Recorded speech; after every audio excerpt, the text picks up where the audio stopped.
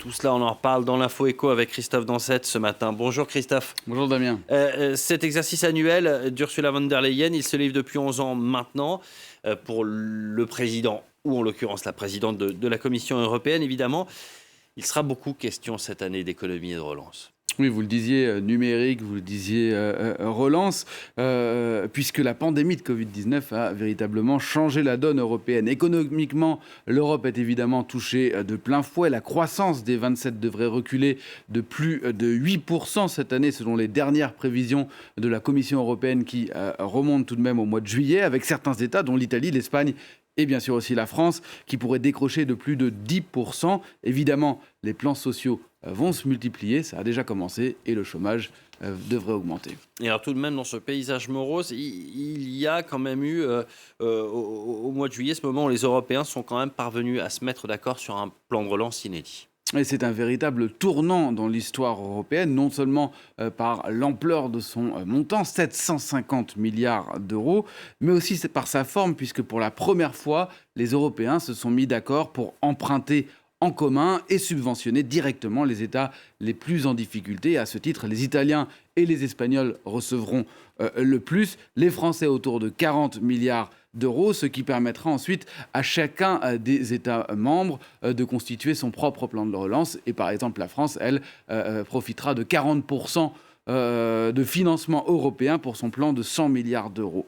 À côté de ce plan de relance, les 27 ont également réussi, ce même jour du mois de juillet, le 21 juillet dernier, à convenir d'un budget pluriannuel pour les 7 prochaines années, un budget d'un peu plus de 1000 milliards d'euros. C'est beaucoup, mais c'est un petit peu moins qu'espéré, moins que ce qu'espérait la Commission européenne. Et nul doute que les députés européens feront remarquer que certains programmes, dont par exemple Erasmus ou encore le financement de la recherche, la PAC aussi, vont connaître des coupes budgétaires. Les députés débattront d'ailleurs à l'issue du discours d'Ursula von der Leyen sur ce plan pluriannuel et sur le plan de relance. Et ils voteront, même si ce vote ne sera pas contraignant. D'ailleurs, tout n'est pas encore gagné pour le plan de relance en particulier, puisque les parlements des différents pays membres devront eux aussi s'exprimer, valider ce plan, et Ursula von der Leyen devrait appeler à ce que les parlementaires de chaque pays votent ce plan. Alors, ce qui est nouveau, c'est que dans ce plan de relance et le budget pluriannuel, là, le climat, ou plutôt la lutte pour la défense du climat et de l'environnement, a une place très importante. Environ 30% du total. Si on additionne 750 milliards d'euros et un peu plus de 1000 milliards, on arrive à environ 1800 milliards d'euros. Et sur ces 1800, 550 milliards d'euros devraient être consacrés à ce qui a été baptisé le Green Deal européen. La Commission se donne un objectif de 40% de réduction des émissions de CO2 d'ici 2030 en Europe par rapport à 1990. C'est ambitieux, mais la présidente de la Commission européenne voudrait aller plus loin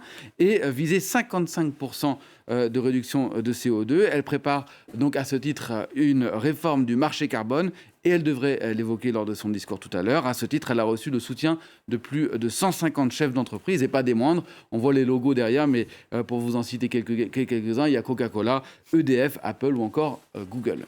Il y a quand même une question qui se pose. Comment est-ce que ce plan va être financé ? Eh bien, c'est toute la question, hein, Damien. Pour l'instant, rien n'a été décidé. Et peut-être qu'Ursula von der Leyen évoquera ce point tout à l'heure, les pistes qui sont sur la table, puisque ce budget il sera emprunté de manière commune, en tout cas en partie, pour la partie subvention, et à des taux, il faut bien le dire, des taux très faibles. Donc la croissance pourra éventuellement aider à rembourser, mais ça ne suffira pas. Et les Européens espèrent que la Commission européenne arrivera à convaincre les États membres de voter de nouvelles ressources propres. À ce titre, un certain nombre de pistes sont sur la table. Une taxe plastique dès l'année prochaine, une taxe carbone aux frontières, une taxe des géants du numérique, la fameuse taxe GAFA, tant défendue par le ministre français de l'économie, mais rejetée par au moins 4 États membres, dont l'Irlande, une taxe sur les transactions financières, et puis un dernier grand chantier qui pourrait être d'harmoniser l'impôt sur les sociétés au niveau européen, un point qui, là aussi, rencontre l'opposition de l'Irlande, notamment. Bref, Ursula von der Leyen a donc encore beaucoup de travail devant elle ces prochaines années. Merci beaucoup, Christophe.